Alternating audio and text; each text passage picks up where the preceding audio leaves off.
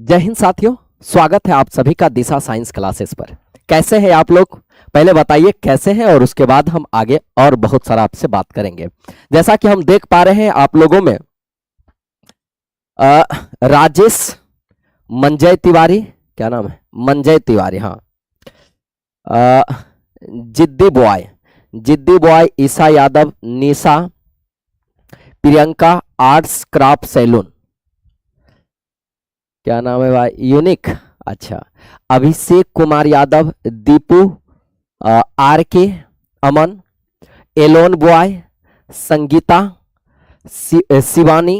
चलिए, आप लोग से मेरा हाथ जोड़ करके विनती है कि पहले क्लास को बढ़िया से शेयर कर दीजिए, क्योंकि आप जानते हैं कि आज आपका केमिस्ट्री का पहला क्लास है और पहला क्लास जो होता है आप लोग को जम को शेयर करना चाहिए, ताकि आपका अधिक से अधिक दोस्त लोग जुड़ सके और समझ सके केमिस्ट्री कितना इजी है, केमिस्ट्री कितना आसान है। यह जानना सबसे पहले जरूरी है, क्योंकि सबके मन में बसा हुआ है कि केमिस्ट्री जो होता है बहुत डिफिकल्ट होता है। कोई डिफिकल्ट नहीं है, आप लोग को कोई टेंशन नहीं लेना है, क्योंकि हम हैं आपके साथ, ठीक है। तो जिनको जिनको भी डिफिकल्ट लगता है पहले उन सभी को जोड़िए, उन सभी तक पहुंचाइए, ताकि उसको पता चले कि केमिस्ट्री कितना इजी है और कितना इजी तरीका से केमिस्ट्री को पढ़ा जा सकता है, ठीक है। चलिए, शिवम गुप्ता, सिंटू, लालटू, अच्छा, मनीषा, गुड्डू। चलिए बाबू, आप लोग क्लास को जरा शेयर कर दीजिए, हुमच के एक बार खूब बढ़िया से शेयर कीजिए और उसके बाद आज के क्लास को चालू करेंगे। चलिए, आप सबों को गुड इवनिंग, शुभ संध्या, ठीक है, राधे राधे। चलिए, पहले बताइए कि आप लोग कैसे हैं? सभी मस्त बिंदास हैं? सभी कोई जबरदस्त है? बताइए, पहले कमेंट कीजिए कि आप लोग कैसे हैं। सभी कोई पहले बताइए कि आप लोग कैसे हैं, उसके बाद आज के क्लास को चालू करेंगे, ठीक है। पहले आप लोग शेयर भी कीजिए और बताइए भी कि आप लोग कैसे हैं, और साथ साथ आप लोग को लाइक्स भी करते रहना है, ठीक है, क्योंकि आप लाइक करते हैं तो थोड़ा मोटिवेशन आता है हमको, ठीक है।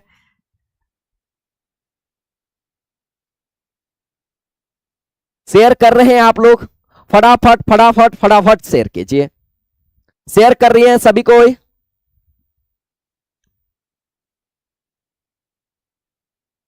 मुस्कुराना तुम्हें से सीखा है।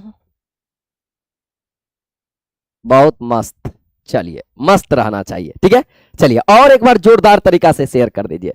जैसा कि आप जानते हैं कि यह आपका पहला क्लास है, आज आपका पहला क्लास है केमिस्ट्री का 11th के में, ठीक है। इससे पहले आप मैट्रिक में खूब पढ़े होंगे, 9th में खूब पढ़े होंगे केमिस्ट्री। अब हम लोग को 11th में पढ़ना है। यहां से केमिस्ट्री का जो है कि क्षेत्र अब थोड़ा बड़ा होगा, ठीक है, और इसमें हम लोग को डूबना है, इसमें डूब के पढ़ना है, गोता लगाना है, ठीक है। चलिए, अमन भाई आपका नाम ले लिया हम। आई एम फाइन सलोनी, अच्छा, आप भी फाइन, हम भी फाइन। शेयर कीजिए, पहले आप लोग शेयर कीजिए। चलिए, आज तो हम लोग का इंट्रोडक्शन होगा। जैसा कि आप जानते हैं कि आज जो हम लोग 11th के सभी छात्रों के लिए है, ठीक है, और आपको हम बता दें कि केमिस्ट्री पढ़िएगा चैप्टर 1, और इसका जो नाम है वह है रसायन विज्ञान की कुछ कुछ मूल अवधारणाएं, ठीक है।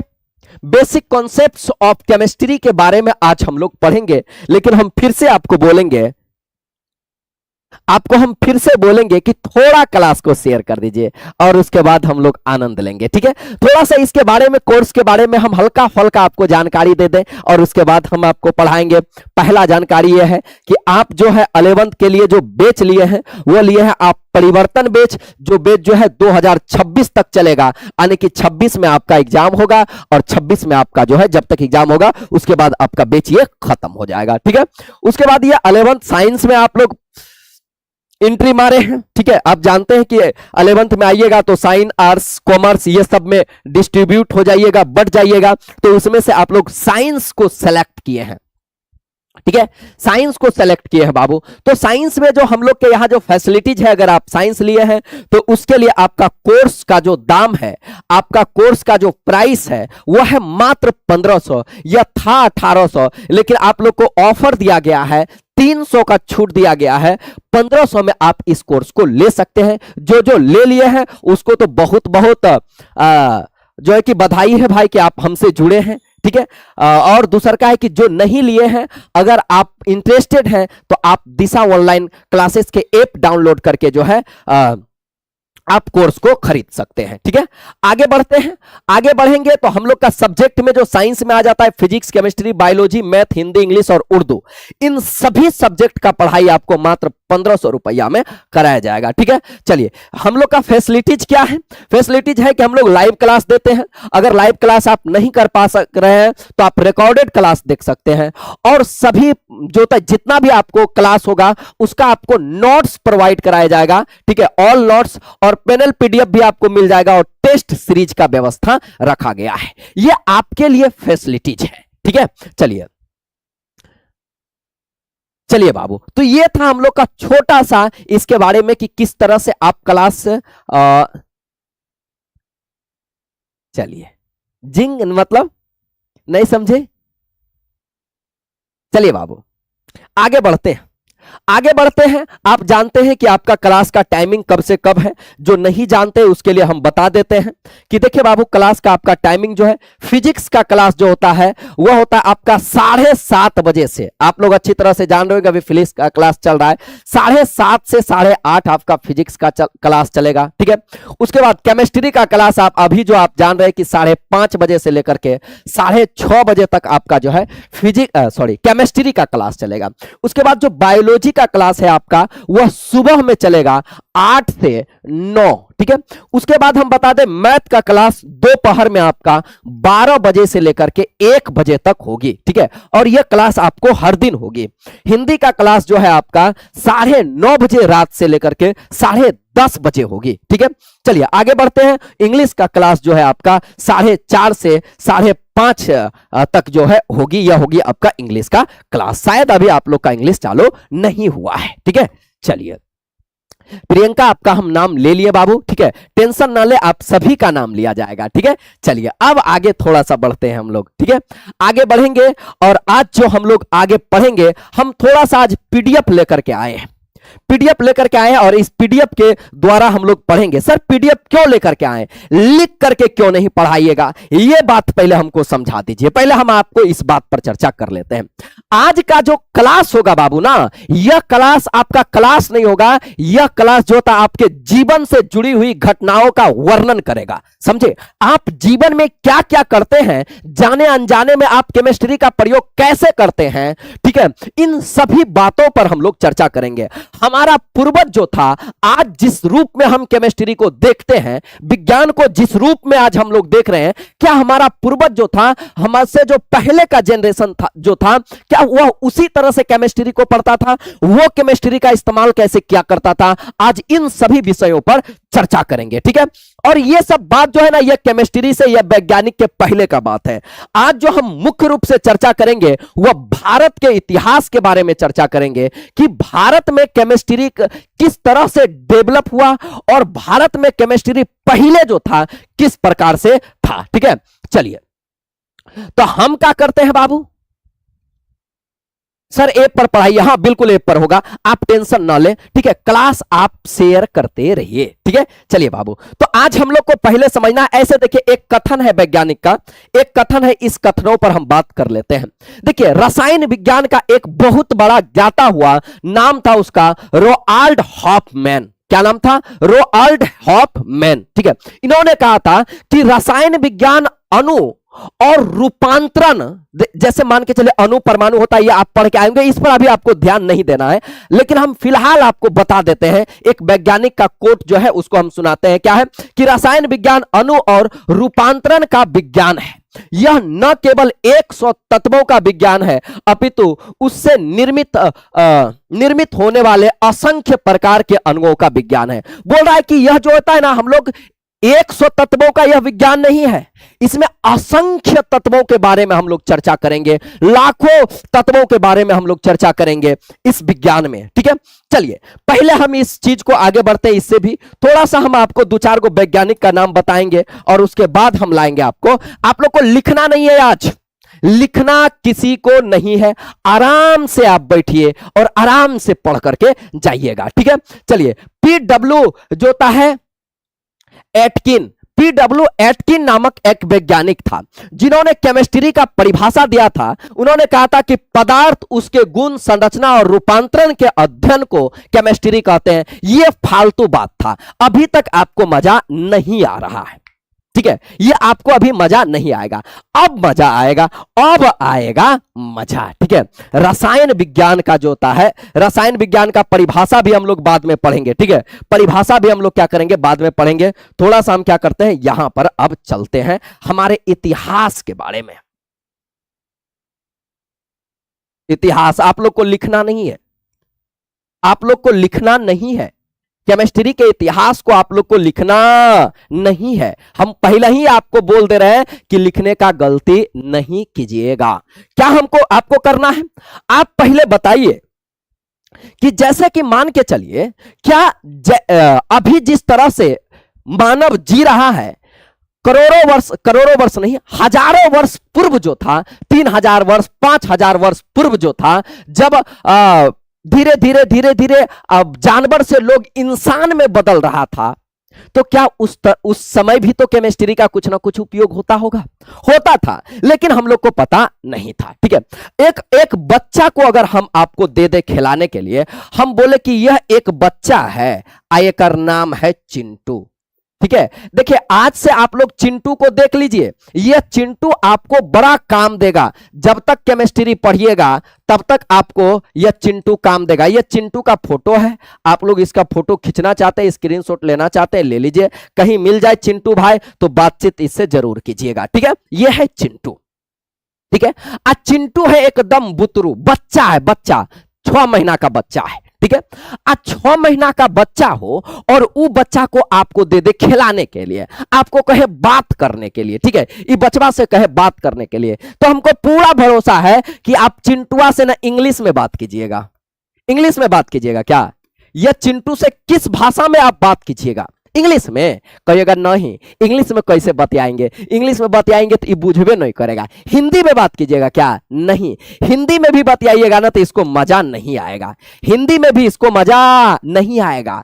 बच्चा को अगर बच्चा के भाषा में समझाया जाए तो बच्चा अच्छा से समझेगा। जैसे हम लोग इसको लेंगे, अब बोलेंगे ओ लो लो लो लो चिंटू मेला बाबू मेला थोना, इस तरह से करते हैं ना, जानते हैं। ऐसे काहे हम लोग बोलते हैं, ऐसे इसलिए बोलते हैं क्योंकि यह बचवा जो है ना, यही भाषा को समझ पाता है। जो जिस भाषा को समझ पाता है, हम लोग कोशिश करते हैं कि उसी भाषा में बात करें। जैसे अगर कोई कुत्ता है, अगर कोई कुत्ता है तो हम लोग के गांव में कैसे कुत्ता को हम लोग बुलाते हैं, कुत्ता को ऐसे थोड़े बोलते कम हियर, ऐसे नहीं बुलाते हैं, हम लोग बोलते हैं इस तरह से बुलाते हैं। बिल्ली को अलग तरीके से कोशिश करते हैं कि उसी के भाषा में उसको हम समझाएं। समझाते थे कि नहीं समझाते थे, बताइए, समझाते थे कि नहीं। बचवा को अगर बात समझाना हो, अगर बच्चा हो तो उसको हम नहीं बोलते हैं कि बेटा वाटर ले लो, बोलते बेटा मम, मतलब पानी। याद है, आप लोग इस तरह से बच्चा को खिलाते होंगे कि नहीं। जिस तरह से बाबू हम लोग कोशिश करते हैं कि जो आदमी जिस भाषा को समझे हम उस भाषा में बात करें। पहले का वैज्ञानिक जो था ना, इसी सिद्धांत पर काम करता था। पहले का वैज्ञानिक इसी सिद्धांत पर काम करता था कि जो जिस भाषा को समझता था ना, वह उसी भाषा में बात करता था। जैसे मान के चलिए, हो सकता है कि आपका दादा हो, एगो एग्जाम्पल आपको हम समझाते हैं। ठीक है, हो सकता है कि आपका दादा हो या परदादा हो, मतलब बूढ़ा आदमी, 100 साल पुराना आदमी हो, 100 साल क्या हो, पुराना आदमी हो। समझिएगा जरा बात को, 100 साल पुराना आदमी को अगर आप कहिएगा कि दादाजी जानते हैं कि इमली का गाछ होता है ना, इमली का गाछ, इमली का गाछ, इमली के पेड़ पर ना, इमली के पेड़ पर भूत रहता है, तो वो बोलेगा हाँ सही बोला। इसीलिए ना आप लोग एक बात आपको हम भूल गए थे बताना, पहले हम आपको बता दें कि जानते हैं हम लोग के गांव में ना एक बात कहा जाता है कि इमली के गाछ के पास में नहीं जाइएगा। कहेगा कि काहे?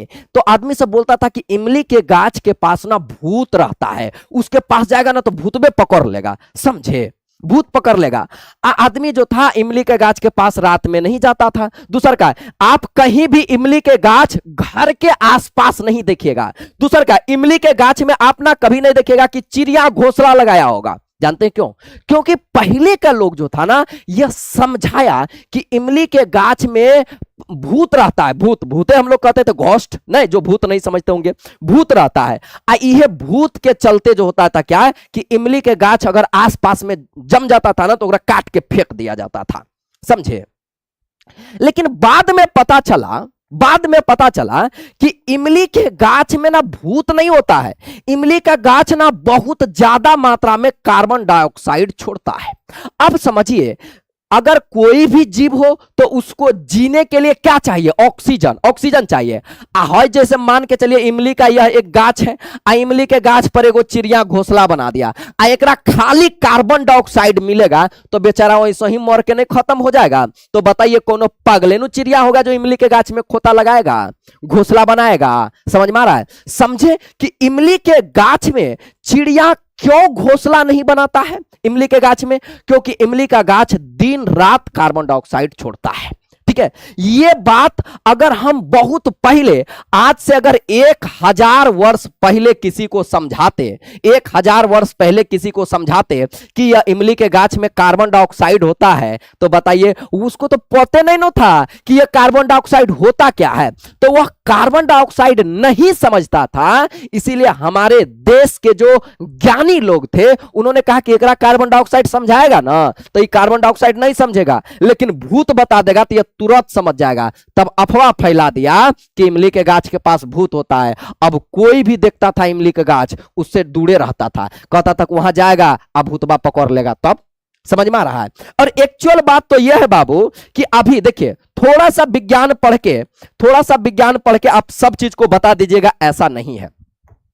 आपको हम बता देते हैं कि जहां तक विज्ञान कहता है कि निगेटिव एनर्जी और पॉजिटिव एनर्जी तो होता है, ठीक है, लेकिन भूत नाम का कोई चीज नहीं होता है। आपको हम एक एग्जांपल से समझाना चाहते हैं। आप विज्ञान के क्षेत्र में आए हैं, इसीलिए हम आपको भूत प्रेत समझा रहे हैं। गुरुजी ये हम लोग का सिलेबस का बात है क्या? हाँ, आप लोग के सिलेबस का बात है ये, समझे। ये भूत प्रेत का कहानी भी आपको इसलिए समझा दे रहे हैं क्योंकि आप साइंस का विद्यार्थी हैं। आपको यह बात समझ में आना चाहिए कि आप मैच्योर हो रहे हैं, और मैच्योर हो रहे हैं तो यह सब बात भी आपको समझ में आना चाहिए कि भूत होता है, भूत नहीं होता है, कैसे जीवन को जिया जाता है। पहले आप एक बात बताइए, आपके गांव में जिसको भूत धरता होगा, किसी किसी के गांव में अगर इतना बच्चा है तो किसी किसी को तो भूतबा पकड़बे नहीं करता होगा। डरना नहीं है आप लोग को, अभी तुरंत हम समस्या का समाधान कर देंगे। किसी किसी को भूत पकड़ता होगा ना, यहां पर मान के चलिए भूत पकड़ता होगा। इस बात का मेरा 90% गारंटी है, 90% हम बोल रहे हैं, 90% ऐसे लोग होंगे, 90% अगर 100 आदमी को भूत पकड़ रहा है ना, 100 में 90 आदमी ऐसा होगा, हमरा गारंटी है कि वह मूर्ख होगा। मूर्ख का मेरा मतलब है कि वह अनपढ़ होगा, नहीं पढ़ा हुआ होगा। मूर्ख सब बोलना ठीक नहीं है, लेकिन हम गारंटी के साथ बोल सकते हैं कि वह पढ़ा लिखा नहीं होगा। 100% नहीं, 90%, 10% ऐसा आदमी होगा जो पढ़ल लिखल होगा, खूब ज्ञानी होगा। पीएचडी क्या होगा? ये पीएचडी क्या होगा? एमबीबीएस होगा, ठीक है, इंजीनियर होगा, और इसको भूत पकड़ता होगा। बड़ा कम आप देखे होंगे, बहुत कम। हम बोल रहे हैं ना कि ये 90% जो है ना, आप देखिएगा अनपढ़ आदमी को भूत पकड़ता है। आप देख लीजिए, आपके गांव में अभी कोई देखे जो एमबीबीएस डॉक्टर है और उसको भूत पकड़ लिया हो? भूत पकड़ लिया हो? नहीं देखे होंगे, नहीं देखे होंगे आप, समझे। दूसरा का कुछ बीमारी होता है बाबू जिसको हम लोग भूत के नाम से जानते हैं, ठीक है। जैसे एक बीमारी होता है जिसको हम लोग हिस्टीरिया कहते हैं, याद रखिएगा, हिस्टीरिया एक बीमारी होता है और यह बीमारी ज्यादातर हम बोलते हैं कि लेडीज में, लड़की में पाया जाता है, ठीक है। लेडीज में यह जो होता है बीमारी होता है, हिस्टीरिया जो होता है ना, यह लेडीज में पाया जाता है। हिस्टीरिया का जानते हैं लक्षण क्या होता है? हिस्टीरिया का लक्षण होता है का कि जिसको हिस्टीरिया होगा वह या तो रोने लगेगा या तो हंसने लगेगा। अगर आपके साथ में कोई आदमी है, जैसे मान के चलिए यहां पर आदमी है और आप दोनों यहां पर सोए हुए थे, समझिएगा जरा बात को, ये आदमी अचानक रोने लगा तो आपको ज्यादा दिक्कत नहीं होगा। लेकिन यही आदमी अचानक उठ के 12 बजे रात में हंसने लगा, बाप रे बाप, आपका ना हिलने का मन नहीं करेगा। अगर हंस दिया तो जैसे भूत हंसता है, अब तो आपका दिमाग उड़ जाएगा, बाप रे बाप, अरे फलानिया को तो भूत धो लिया जी, आए देखो ना अपने हंस रहा है। उसको भूत नहीं धरा है, उसको हिस्टीरिया नाम का बीमारी हुआ है, समझे, बीमारी हुआ है, उसको भूत नहीं पकड़ा है। आपको हम बता देते हैं कि लगभग अगर कोई है, मान के चलिए, हम ये नहीं बोल रहे कि नहीं होता होगा, हमको इस चीज का पता नहीं है, ठीक है, लेकिन हम लगभग बोल रहे हैं कि यह एक बीमारी होता है। एक और बीमारी होता है, अभी सारे बीमारी पर हम चर्चा करेंगे, पहले आप लोग मजा लीजिए यह भूत का, ठीक है। अब हिस्टीरिया हो गया। हिस्टीरिया ना मानसिक बीमारी होता है, मानसिक मतलब यह दिमाग का बीमारी होता है, दिमाग का। हिस्टीरिया का खासियत क्या है? जैसे हम लोग सपना नहीं देखते हैं, सपना देखते हैं ना, सपना, तो सपना में आप देख रहे हैं कि ये वो भैंस है या ये वो सांड है, आपको दौड़ा रहा है, आप भाग रहे हैं आप पीछे पीछे वो भी दौड़ रहा है, और नहीं वो आपको मार पा रहा है, और नहीं आप तेज भाग रहे हैं, समझ में आ रहा है क्या? जो सपना आप देख रहे हैं उस सपना को किसी को दिखा सकते हैं क्या? कितनों जान लगा दीजिए, जो सपना आप देखते हैं वो केवल आप ही देख सकते हैं, दूसरा कोई दिख सकता है क्या? दूसरा कोई देख सकता है क्या? नहीं देख सकता है। ठीक उसी तरह से जब किसी को हिस्टीरिया होता है ना, तो उसके मानसिक के अनुसार, मन के अनुसार क्या होगा, यह अपने से अपना मन में एक चित्र बनाएगा और यह बोलेगा क्या, हे देखो ना, देखो ना, देखो ना, हमारा बगल में बैठल है, यहां देखो बैठल है, हमारे बगल में बैठल है, इसको दिखाई देगा। ठीक उसी तरह से जैसे केवल सपना में आपको ही दिखाई देगा वह सांड, ठीक उसी तरह से इसको भी केवल बगल में इसी को दिखाई देगा। यह अपने माइंड में यह एक चित्र बना लेता है, समझे, माइंड में यह चित्र बना लेता है, आइए एकदम खुद से परेशान रहेगा और धीरे धीरे धीरे धीरे यह परेशानी के चलते अपना लीला को खत्म कर देगा। समझ में आ रहा है? तो सबसे पहले दोस्तों, क्या आप लोग बताइए कि आप लोग पढ़े लिखे हैं, आप लोग राज सर से पढ़े हैं, सबसे बड़ी बात यह है, और राज सर के पढ़ने के बाद क्या आपको कभी भूत पकड़ेगा? बताइए तो आप लोग, क्या आपको कभी भूत पकड़ लेगा? आपको भूत पकड़ेगा तो भूत को पकड़ के पीटिएगा आप लोग, बोलिए गधा कहीं कर, भूत है तुम रे, हमको सिखाता है, तुम तो बीमारी है जी ना, बीमारी होता है। और आप सोचिए, अगर आप पढ़े लिखे आदमी हैं और तब भी आपको भूत पकड़ रहा है, तो आपसे बड़का मूर्खा तो कोई हो नहीं सकता है। समझ में आ रहा है? तो हम दावे के साथ बोल सकते हैं कि जो जो वीडियो देख रहे हैं, आज के बाद तो उसको भूत तूत पकड़ने वाला है नहीं। आप डॉक्टर के पास जाइएगा। कुछ बीमारी होता है दोस्त, जैसे हम देखे हैं, एक बीमारी से हम आदमी को मरते हुए देखे हैं, जिसका नाम था एरोफोबिया और हाइड्रोफोबिया। एरोफोबिया और हाइड्रोफोबिया क्या होता है? एरोफोबिया क्या होता है? फोबिया का मतलब होता है डर, और एयर का मतलब होता है एयर, हवा, ठीक है। कुछ आदमी को अगर एरोफोबिया हो जाएगा ना, तो जैसे वो सुतल रहेगा और हल्का सा भी उसको हवा लगेगा ना, वो पूरा शरीर को टाइट कर लेगा, उसको लगेगा क्या उसका मुंह पर कोई हाथ उत पत्ता उत्ता करके पड़ रहा है, और वो सांस ही नहीं ले पाएगा, ठीक है, इतना उसको हवा से डर लगेगा। पानी दिखाइएगा ना, पानी, उसको पानी पीने का मन करेगा, लेकिन पानी दिखाइएगा तो लगेगा उसका जान चल जाएगा। अब कोई आदमी ऐसा हो जिसको हवा लगे और पूरा करने लगे कि कोई दाब रहा है, तो आपका घर में क्या बोलेगा, या मेरे घर में ही क्या बोलता, पहले पक्का भूत धरा है। बीमारी होता तो बताओ ऐसे करता, हवा लगने से ऐसे करता है। एक्चुअल में बात है कि गांव में यह बात को पता ही नहीं है कि हवा लगने से भी ऐसे कर सकता है, उसको पता नहीं है कि पानी देख लेने से भी ऐसे हो सकता है। समझे? तो आप साइंस का स्टूडेंट है, इस बात को अच्छी तरह से समझिए। पुराना मान्यता के अनुसार, गांव घर के मान्यता के अनुसार नहीं चलिएगा। गांव घर में तो सांपों काट लेगा ना, गहुमन सांपों काट लेगा और ओकर बाद लगेगा झाड़ने। समझ में आ रहा है? हमरो गांव में एक बार सांप काटा था, गेहूमन, ठीक है, आ खूब झाड़ा। गेहूमन गेहूमन अगर काट लिया है तो खूब झाड़ा, आ झाड़ते झाड़ते झाड़ते रह गया और आदमी मर गया। समझ में आ रहा है बाबू? आदमी मर गया, हम आंख से देखे इस चीज को, ठीक है। कभी भी आपको जहरीला सांप काट ले तो आप अंतर मंतर के चक्कर में नहीं रहिएगा। हां, भला ऐसा हो सकता है कि जड़ी आपको पिला दे, जड़ी, तो आप जिंदा रह पाइएगा। जड़ी आपको पिला देगा ना, जड़ी, आप जिंदा रह पाइएगा, क्योंकि जितना भी मेडिसिन होता है ना वो जड़ी बूटी का ही बना होता है। आप देखिएगा जड़ी बूटी वाला इलाज भी तो होता है। मंत्र से जहर नहीं उतरता है, जहर उतार सकता है तो केवल जड़ी। आप साइंस का विद्यार्थी हैं, ये सब गलत फहमी से दूर रहिए, क्योंकि यह सारा आपको केमिस्ट्री में ही पढ़ना पड़ेगा। समझे? समझे कि नहीं? ठीक है। और भूत का एक और खास बात ये आप लोग सुने होंगे, जैसा आप सुने होंगे भूत आप वैसा ही दिखाई देगा। आप समझिए, अगर किसी कोई भूत देखा होगा, एक अपने देश में बहुत बड़े शिक्षक हैं जिसका नाम विकास दिव्यकीर्ति है, उन्होंने भी कहा था कि अगर आप कभी भी भूत को, जो आपके आसपास में भूत देखा होगा ना, तो हम दावे के साथ बोल सकते हैं वह भूत उजला साड़ी में ही होगा, एकदम 100%। आप किसी से पूछ लीजिए, अगर वह भूत देखता होगा ना तो वह 100% जो है ना, 100% वह उजला साड़ी में होगा, पक्का। अच्छा बताइए, क्या दुनिया में खाली लेडीज से भूत है क्या जो साड़ी पहन के घूम रहा है? जेंट्स कहां गया भाई? उसको तो एगो धोती पहन के घूमना था, एगो पंजाबी पहन लेता, उसके बाद घूमता। बाल एकदम खुला होगा, अब बड़ा बड़ा बाल होगा, जो जो देखा होगा आप देख लीजिएगा, पक्का 100% ऐसने होगा भूत। तोरी के टकला भूत नहीं हो सकता है क्या? कोई आदमी अगर टकला होकर मरा होगा तो जितना बड़ा बाल था नहीं उतना बड़ा बाल दिखाने लगेगा, पैर दिखाने लगेगा।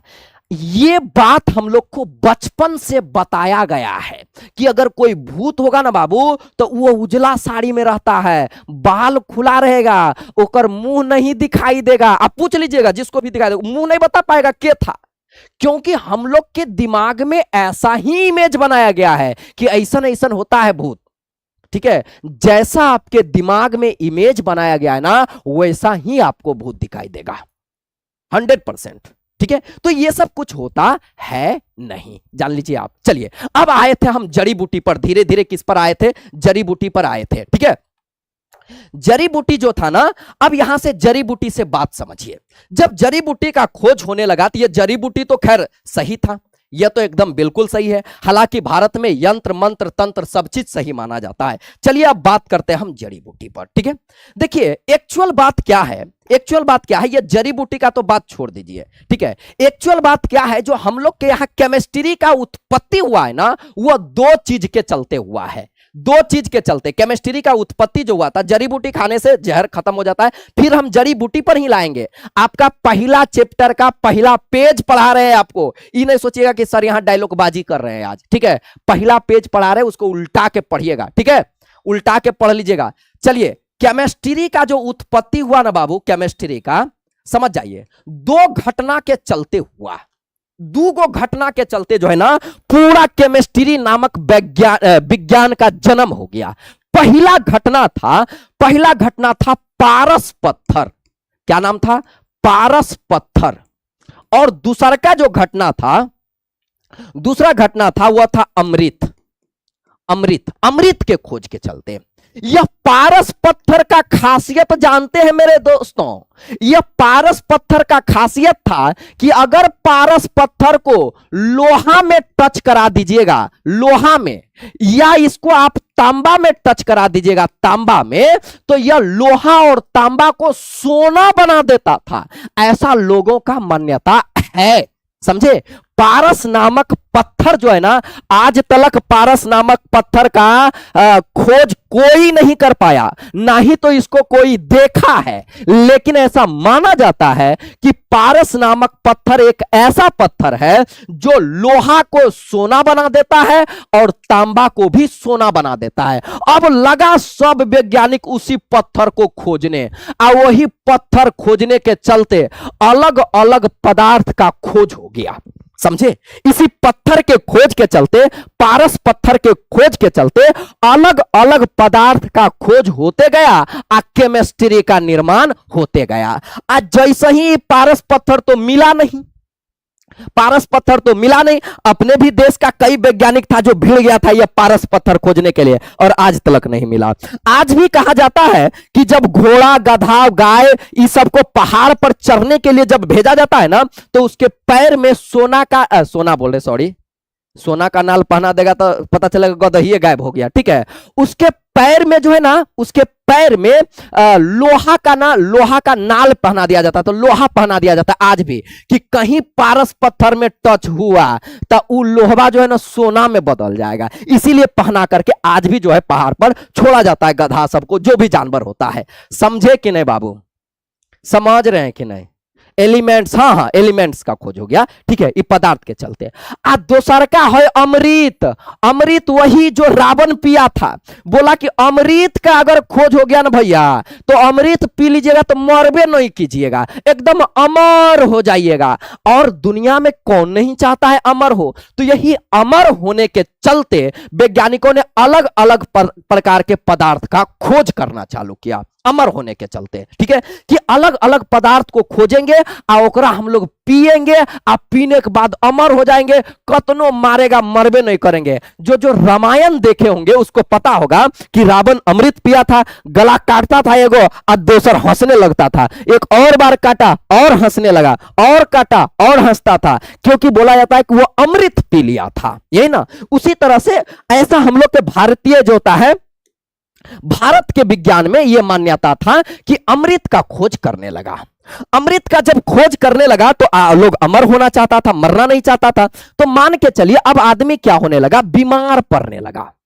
आदमी क्या होने लगा, बीमार। ज्यादा जो है ना, ज्यादा यह केमिस्ट्री को पैदा करने वाला जो कारण है यह अमृत ही है। आदमी बीमार पड़ता था, अब बीमार पड़ के आदमी मर जाता था, बीमारे पड़ के ना आदमी मरता है, मर जाता था।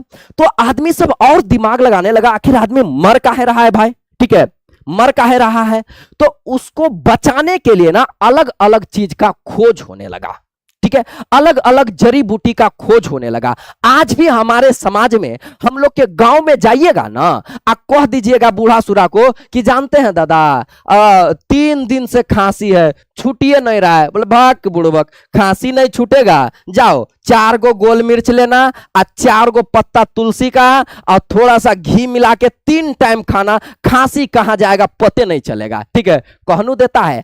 आखिर उसको कैसे पता है कि ये सब चीज खाने से खांसी भाग जाएगा? कैसे पता है? कैसे पता है उसको? क्योंकि उन्होंने भी विज्ञान पढ़ा है। पहले का जो विज्ञान होता था वो होता था मौखिक विज्ञान होता था, मौखिक होता था, मतलब लिखित नहीं होता था। केवल यह जीवन जीने के लिए जो था ना, जीवन शैली को ठीक करने के लिए, जीवन शैली के लिए जो था विज्ञान का निर्माण किया गया था। पहले जो विज्ञान था वो लिखता नहीं था, हम लोग के जीवन को सुलभ बनाने के लिए, सुंदर बनाने के लिए विज्ञान को हम लोग के जीवन में उतार देता था कि ऐसा ऐसा काम करो, लंबा समय तक जिएंगे। जैसे जैसे मान के चलते चिंटुआ पड़ गया बीमार, आज चिंटुआ मरने वाला है 3 घंटा के बाद, मान लेते हैं। अचानक एगो आया बूढ़ा आदमी, इसको एगो जड़ी पिला दिया, पीस के पिला दिया, आज चिंटुआ फिर टनटना गया, फिर एकदम घूमने फिरने लगा। तो आदमी को लगा ओ हो ये अमृत है, ये अमृत है, देखा चिंटुआ मरने वाला था, पिलाया तो जी गया।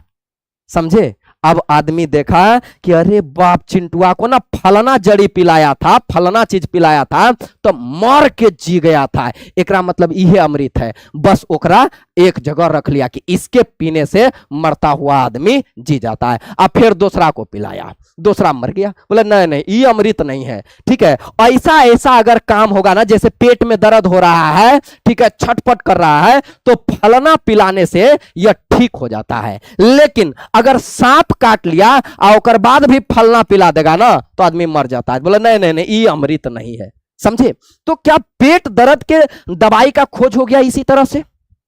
पेट दर्द के, अब जिसको भी पेट में दर्द होता था तो कहेगा कि नहीं ये फलनमा जड़ी पिलाओ ना, फलना को ना पेट दर्द हुआ था तो पिलाए थे ना तो ठीक हो गया था। इसी तरह से धीरे धीरे धीरे धीरे धीरे धीरे जड़ी बूटी का खोज होने लगा।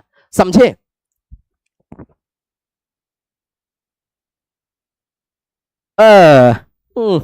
बोला स्टिंग सरा अमृत है, बक स्टिंग भला अमृत हो के है? वो तो पीजिएगा तो और दिन दोपहर चल जाता है आदमी हो। ठीक है, चलिए आगे समझिए, आगे समझिए बाबू। अब इसी तरह से क्या हुआ, अलग अलग मेडिसिन का खोज होने लगा। ठीक है, आगे विज्ञान और आगे बढ़ा, ऋषि मुनि हुए हमारे देश में। हम लोग का ऋषि मुनि जो है ना बहुत विद्वान था। आज का जितना साइंस डेवलप है ना, ओकरा से 1 लाख गुना ज्यादा डेवलप था हम लोग का विज्ञान। आज जिस साइंस पर आप लोग कूद रहे हैं ना, नाज कर रहे हैं जिस साइंस पर, उससे 1 लाख गुना ज्यादा बढ़िया था हम लोग का पूर्वज का साइंस। ठीक है, ये तो आज का साइंस बचवा है। कोरोना की दवाई खोज के आज डांस कर रहा है कि भाई कोरोना की दवाई खोज दिए, कोरोना की दवाई खोज दिए। कोरोना बीमारी आया था, ठीक है, और सही से खोज नहीं पा रहा था। लेकिन हम लोग का जो इतिहास पढ़िएगा, जब पुराना इतिहास पढ़िएगा, जब वेद पढ़िएगा, वेद से पहले का जब वेद सब के बारे में पढ़िएगा, तब आपको पता चलेगा कि हम लोग का पूर्वज कितना ज्ञानी था, बहुत ज्ञानी था। ठीक है, चलिए अब हम यहां पर बता रहे थे, अब जड़ी बूटी का खोज हुआ तो धीरे धीरे धीरे धीरे धीरे धीरे और विज्ञान डेवलप किया। तो आदमी सोचा कि चलिए यह बीमार पड़ा तो उससे बचने का तो जुगाड़ हो गया। आखिर आदमी बीमार ही क्यों पड़ता है? सोचने वाली बात है। सही सोचा होगा, सही सोचा होगा कि ठीक है, हम लोग केमिस्ट्री में दवाई ये सब के बारे में पढ़ते हैं, तो आदमी आखिर बीमार ही क्यों पड़ रहा है? तो पता चला कि बीमार पड़ने का कई कारण है, कई कारण है, लेकिन ओकरा में से मुख्य कारण 3 गो है। 3 कारण है बीमार पड़ने का। बोला कि पहला कारण होता है पित्त। क्या होता है? पित्त होता है। दूसरा कारण जो होता है, दूसरा कारण जो होता है वो होता है वात। ठीक है, और तीसरा कारण जो होता है वो होता है कफ। बोला कि इंसान में अगर पित्त, वात और कफ जो है ना, यह तीनों चीज संतुलित रहेगा और ना ही किसी में पित्त का मात्रा बढ़ेगा और ना ही घटेगा, तो आदमी जल्दी बीमार नहीं पड़ेगा। अगर किसी में वात, वात मतलब होता है गैस, अगर किसी को गैस होने लगा, समझ जाइए चलता फिरता बीमारी का घर हो जाएगा वो। समझे? गैस होने लगा मतलब बीमार।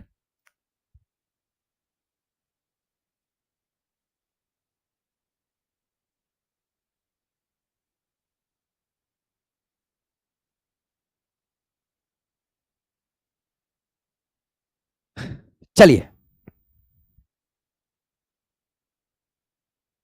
सुधांशु भाई, मारेंगे जितना मारना आपको। चलिए हाँ, वात मने गैस, गैस हुआ अब मतलब आपको बीमारी हो जाएगा। गैस से बढ़कर तो कोनो बीमारी नहीं। समझे?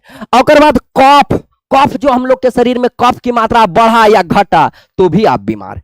तो आदमी दिमाग लगाया कि क्या कुछ किया जाए कि यह तीनों चीज को कंट्रोल कर लिया जाए। वात, पित्त, कफ, यह सब को कंट्रोल किया जाए, ऐसा हम अनुमानित बोल रहे हैं। ठीक है, आप लोग के सिलेबस में यह चीज का चर्चा नहीं है, लेकिन हम आपको धीरे धीरे केमिस्ट्री से जोड़ेंगे। ठीक है, अब क्या होगा, अब क्या होगा बाबू? अब जो है हम लोग जो यहां ये तीनों जो पित्त, कफ, वात, इसको सुरक्षित करने के लिए ना, इसको ठीक करने के लिए एक जड़ी बनाया। ठीक है, मतलब एक दवाई बनाया, मेडिसिन जिसको हम लोग बोलते हैं। ठीक है, अलग अलग प्रकार के जड़ियों से एक मेडिसिन तैयार किया और उसी मेडिसिन का धीरे धीरे हल्का हल्का मात्रा में सेवन होने लगा। समझे? हल्का हल्का मात्रा में उसी का सेवन करता था और उसके बाद जो होता आदमी जल्दी बीमार नहीं पड़ता था। बाद में वही जो होता वही मेडिसिन बाद में जाकर के मसाला का रूप ले लिया। वही बाद में क्या बन गया? मसाला। आज जिस मसाला को हम लोग हुमच के खाते थे ना, वही मसाला कभी दवाई का काम क्या करता था। मसाला एक दवाई है। अगर आप ओरिजिनल मसाला जीवन भर हल्का हल्का मात्रा में लीजिएगा तो हम दावे के साथ बोल सकते हैं कि आप बीमार नहीं पड़िएगा। तो यह मसाला का काम था, ठीक है। जैसे अदरक का अलग काम था, हल्दी का अलग काम था, आपका जो है सो कि लहसुन का अलग काम है, खून सर्कुलेशन को ठीक करना, धनिया का अलग काम था। अलग अलग पदार्थों को मिला करके और एक दवाई तैयार किया था जिसको आज हम लोग मसाला के रूप में ग्रहण करते हैं। जिसको आज हम लोग मसाला कहते हैं ओकरे पहले दवाई कहल जाता था। अब आपको हम बता दें मेरे शेरों शेरनियों कि यही दवाई जो होता है ना, यही दवाई यही मसाला को अब हम लोग हुमौच के खाते हैं, ठीक है। बना रहे हैं चिकन, आधा केजी चिकन है, 1 केजी चिकन है तो 1 केजी प्याजो आने दो, 200 ग्राम लहसुन आने दो, 100 ग्राम तेल आने दो। ऐसे करके आदमी अब ठीक रह पाएगा जी? आजकल जो हम लोग मसाला खा रहे हैं वह जहर खा रहे हैं, क्योंकि केमिकल के साथ साथ जितना मात्रा में हमें खाना चाहिए उससे ज्यादा मात्रा में हम लोग खाते हैं, समझे? ज्यादा मात्रा में खाते हैं और यही के कारण है कि हम लोग उम्र से पहले ही चल जाते हैं दुनिया से और राम नाम सत्य हो जाता है हम लोग का, ठीक है। चलिए आगे बढ़ते हैं बाबू। इस तरह से तब मसाला बना, धीरे धीरे धीरे धीरे और विज्ञान डेवलप हुआ। विज्ञान जब और डेवलप हुआ, उससे पहले का हम बात बताते हैं, ठीक है। धीरे धीरे क्या हुआ कि जब हम लोग का संस्कृति भी, हम लोग का समाज भी डेवलप किया, तब क्या हुआ बाबू कि हम लोग के यहाँ ना पूजा पाठ का भी परंपरा बनाया है। समझिए पूजा पाठ के पीछे ना हम लोग का बहुत सारा वैज्ञानिक रीजन है, बहुत सारा वैज्ञानिक रीजन है पूजा पाठ के पीछे भी, ठीक है। चलिए थोड़ा पूजा पाठ पर ही हम चर्चा कर लेते हैं। जैसे आप जानते हैं कि जो इस्लाम धर्म को मानता होगा, जो मुस्लिम धर्म को मानता होगा, वह नमाज पढ़ता है, नमाज, ठीक है। नमाज पढ़ना, अल्लाह को इबादत करना, ये सब अल्लाह को आप इबादत करते हैं, ये तो बहुत अच्छा बात है। लेकिन आपको ये भी पता होना चाहिए कि नमाज पढ़ना वैज्ञानिक है। नमाज पढ़ने से शरीर के हर एक मांसपेशियों का, हर एक अंग का एक्सरसाइज होता है और दिन में 5 बार नमाज पढ़ने का, शायद हमको पता नहीं है लेकिन शायद हमको जहां तक हमको पता है वहां तक शायद 5 बार नमाज पढ़ने का परंपरा बनाया। और यह 5 बार नमाज क्या करता है, आपका पूरा शरीर का एक्सरसाइज कर देता है, ठीक है। और आप स्वस्थ रहते हैं, आप खुश रहते हैं, ठीक है। जब नमाज पढ़ा जाता है, जिस तरह से नमाज पढ़ा जाता है, ठीक उसी तरह से जो होता है कि सनातन धर्म में प्रणाम किया जाता है। आजकल का तो नेचुरल हो गया है, ऐसे पैर छुए ऐसे मार दिए, ठीक है, हो गया प्रणाम। पहले एकदम झुक करके धरती पर गिर करके प्रणाम किया जाता था। तो नमाज पढ़ना भी क्या है, साइंटिफिक है, ठीक है। ठीक उसी तरह से आगे बढ़िएगा तो आप देखते होंगे कि चाहे दुनिया का कोई भी, हम लोग के भारत का बात करते हैं, भारत का कोई भी इंसान हो, एक पौधा होता है जिसका नाम होता है तुलसी। पढ़े होंगे आप लोग, क्या पढ़े होंगे, जानते होंगे, तुलसी। तुलसी का पौधा एक ऐसा पौधा है, आप किसी जाति से हो, किसी धर्म से हो, कोई भी हो आप, ठीक है, लेकिन आपका हिम्मत नहीं करेगा कि तुलसी का पौधा को लात से पकड़ के कुचल के खत्म कर दीजिए, आप नहीं कर पाइएगा, ठीक है। क्योंकि आप जान लीजिए तुलसी को ना धीरे धीरे धीरे धीरे देवता घोषित कर दिया, ईश्वर घोषित कर दिया। जानते हैं एक पीछे का राज क्या है? इसके पीछे का राज है कि तुलसी जो होता है ना, तुलसी में एक विशेष प्रकार का खुशबू होता है, सेंट होता है, ठीक है। और उसमें ना अलग अलग प्रकार का रसायन होता है, लगभग 5 से अधिक प्रकार का इसमें केमिकल्स होता है, केमिकल्स, समझे। और इस केमिकल्स का ताकत यह होता है कि यह एंटी बैक्टीरियल होता है। आपके आसपास के, जैसे यह तुलसी का गाछ है ना, यहां के आसपास का जितना भी हानिकारक बैक्टीरिया होगा, यह तुलसी उस सारा बैक्टीरिया को मार करके खत्म कर देता है। यह एंटीबायोटिक का भी काम करता है तुलसी, ठीक है। और आपको हम यह बात भी बता देते हैं कि तुलसी लगाने की परंपरा जो है ना, आंगन में है। आंगन में तुलसी लगाया जाता है। आखिर आंगन में ही क्यों लगाया जाता है, यह भी सोचने वाला बात है। सोचने वाला बात यह भी है कि हम लोग का ऋषि कितना वैज्ञानिक होगा, कितना पढ़े लिखे होगा, जिसको यह पता होगा कि यह तुलसी हमारे आंगन में क्या क्या चीजों का सुरक्षा कर सकता है। सोचने वाली बात है। आज के वैज्ञानिक इसको प्रूफ करता है, क्योंकि यहां पर जो था बहुत सारा जुगाड़ है। लेकिन समझिए, यह आंगन में इसलिए तुलसी लगाया जाता है क्योंकि आंगन जो पहले बनाया जाता था ना, आंगन जो पहले बनाया जाता था, आपके यहां भी हो सकता है आंगन होगा, वह आंगन को चारों तरफ से घेर दिया जाता था, समझे, और उसमें लेडीज लोग रहती थी और उसमें बच्चा सब रहता था। बच्चा दरवाजे पर ना जेंट्स रहता है, ठीक है। एक गाना भी आप सुने होंगे, आंगन में सॉरी, आंगन में इस तरह से, थोड़ा हम गाने भूल गए, ठीक है, आंगन में बाबा द्वारे पे माँ, इस तरह से कुछ करके गाना है। अच्छा वो गाना हम भूल गए, दूसर का हम बता देते हैं। ये जो है ना, बच्चा को खेलने के लिए आंगन बनाया जाता था और आंगन में लगा दिया जाता था तुलसी। आप एक गाना सुने होंगे, दशरथ के चारों ललनमा यंगनमा खेले, ठीक है। तो ये जो दशरथ राजा दशरथ, ठीक है, आप लोग अगर इतिहास जानते होंगे तो आप लोग समझते होंगे हम क्या कहना चाह रहे हैं, ठीक है। उसका जो 4 गो बेटा था वो अंगना में खेलता था, ठीक है। उसी तरह से हम लोग भी अंगना में खेलते थे। अब समझिए, यहां पर खेल रहा है बुतरू, यहां पर बच्चा खेल रहा है, यहां पर बच्चा खेल रहा है, यहां पर बच्चा खेल रहा है, और यहां पर है आंगन में तुलसी का गाछ।